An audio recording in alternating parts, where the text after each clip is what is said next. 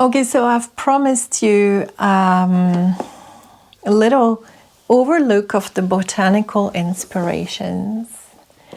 And I decided not to do it in the traditional flip-through method, okay? Just because they're so sweet and delicate, I wanted to really delve a little bit different into them. Okay, so box opens this way. You have a little toggle, which is lovely, and it opens that way. So even though it's not a magnetic closure, it actually stays put most of the time. Inside, you're gonna find your cards. You're gonna find this beautiful little sachet to put your cards in.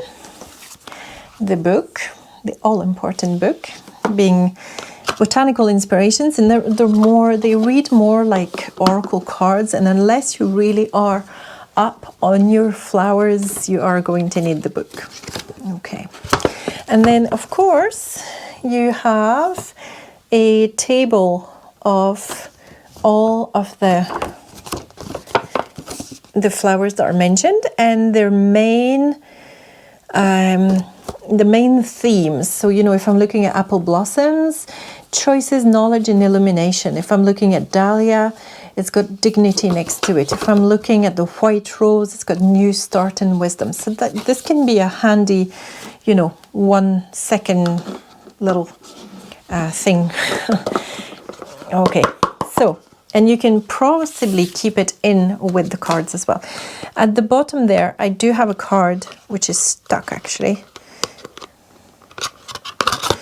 I do have a card which tells you about the illustrator, who is Pierre-Joseph Redouté.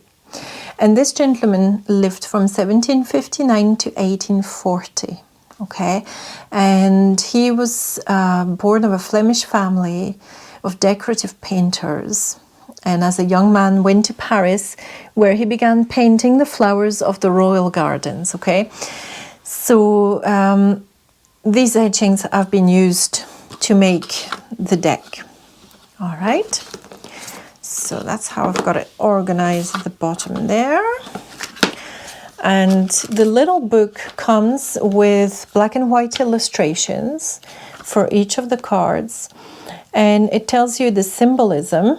So for example, camellia is destiny. It gives you the name, the Latin name, I think, of the card. And then it gives you symbolism. There's generally a quote, which is the same quote as is on the card. And then it tells you a little bit more, and then an inspirational message for each of the cards, okay? And there's 44 cards. So the little bag comes in the box, okay? I didn't buy that separate, it just came with it, which is so nice. And I just love these. They are so beautifully illustrated. I'm just gonna take a little bit of time to just present them to you, because they are just worth a look. Look at the sacred lotus. I mean, that is so beautiful. The violets. So there's actually two, sorry about that. There's actually two I've noticed that are very similar. So we have the violet and the pansy. So this is the pansy. That is the violet. You can see how similar they are. And sweet thoughts for the pansy, faithfulness and modesty for the violet. And of course, both of them are viola, but this one is Viola sororea, and this one is Viola tricolor. Okay? Oh, I better not put them together because that'll mess them up. It'll mess up the energy. Okay, so false indigo, which I had never actually heard of before. Immersion and intuition, and lily.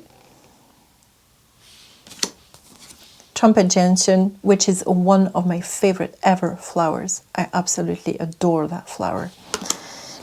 You meet it on your walks in the Pyrenees, and I just love it. So this one is Coreopsis. So what do they bring to a reading? When I have my reading and I ask for a little bit of extra guidance from the flowers, you get a very soft, slightly different energy from these guys. But generally it comes to reinforce the messages that are already there. And this is what I have found. And sometimes I'm just going to ask for one of these just to give a little bit of guidance to my friends, you know, just to give a little bit of inspiration to people, because it's so lovely and they're so gorgeous. They photograph really, really well. The daffodil. And these have held up really, really well. I've had them for a few months and they're quite cardy. Quite like that. And I like that you get little butterflies on them. Camellia, I love camellia. Primrose. Hydrangea, which I adore. Anemone. So I find that they always come up with really extra messages, sometimes even tools. They're very good at coming out with the tools. So if I'm doing a reading for a week or for a few months for somebody, I will definitely bring those in with their guidance, with their own guidance, which will tie in, because it always ties in. Look at that beautiful butterfly on there. Crocus, aster, and they're well worth just keeping around because their energy is so soft, and yet they tell you exactly what they need to tell you. Sorry, I'm probably not holding them totally straight. And Sweet Williams. Okay, so Sweet William, I love. Yeah, it's one of my favorite flowers ever. So if I give them a little shuffle, whoa, somebody's dropped out already.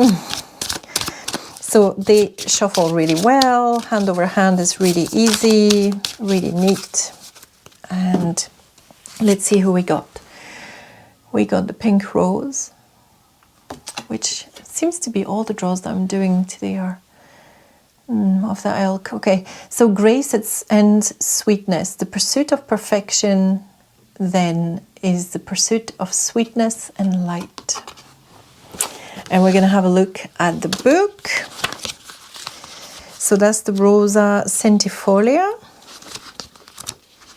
Pink rose, pink rose. I think all the roses are under, yeah, they're all under the same thing. They all follow on from each other. They're all under, well, they start at the P. After the primrose, you get the pink rose, the red rose, and the white rose, and then it goes to yellow rose, and then it goes to sacred lotus. So there's a bit of toing and froing. All the roses have been pulled together. You'll notice that as soon as you pick the roses. So pink rose.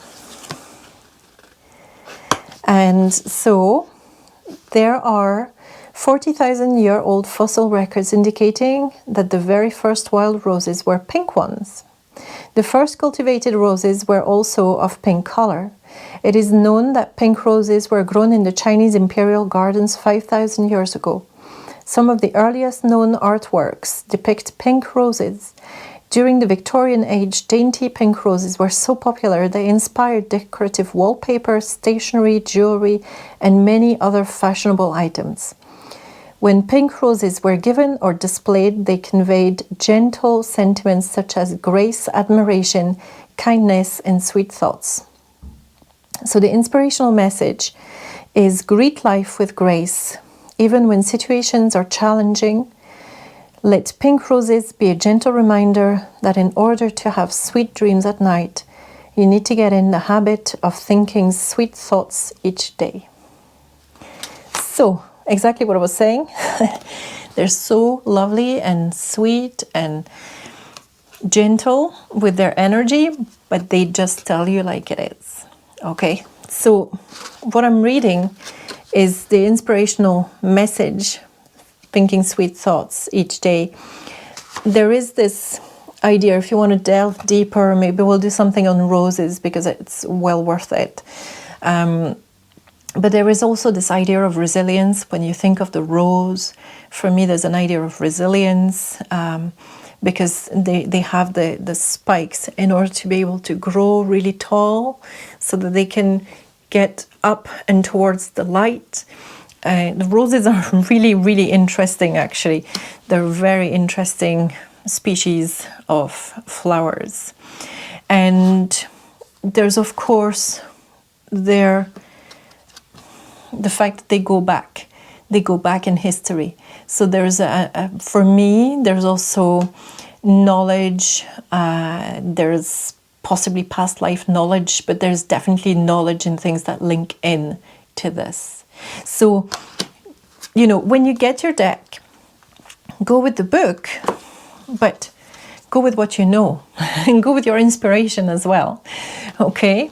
And see how the two combine together. So once you have these guys in here, they don't really go back into the box anymore. So you're either going to keep them in the box or you're going to keep them in the muslin string bag like this. And the book I have in the box. There we go. Okay. So I hope this Botanical Inspirations little review has inspired you to maybe get the deck, and let me know how you feel about these. I hope you love them as much as I do. Maybe you have other decks of flowers that you have got inspired with before. Okay, just let me know, and I hope to speak to you soon. Take care.